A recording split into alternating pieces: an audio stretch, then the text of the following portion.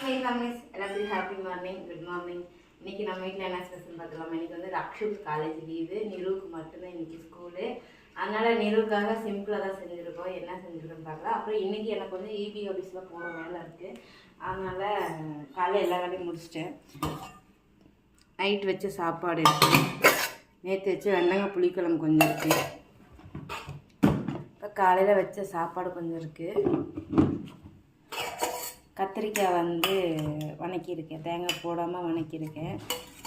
நிருவுக்கு வந்து பால் சாப்பாடு செஞ்சுருக்கேன். வந்து நம்ம பால் சாப்பாடு செஞ்சுருக்கேன். இதுதான் நம்ம வீட்டில் ஸ்பெஷல். உங்கள் வீட்டில் என்ன ஸ்பெஷல்னு சொல்லி கமெண்ட்டில் சொல்லிட்டு போங்க. அதுக்கப்புறமா எத்தனை பேர்த்துக்கு வந்து இன்னைக்கு லீவு, எத்தனை பேர்த்துக்கு ஸ்கூல் காலேஜ் இருக்குது. அம்மா இவனை லேப்டாப் மேலேருந்து கீழே இறங்கிட்டான். 4 மணிக்கு மேலே இருந்து தொப்புன்னு கீழே விழுந்து என்னை பயமுறுத்துச்சு. அவனாவது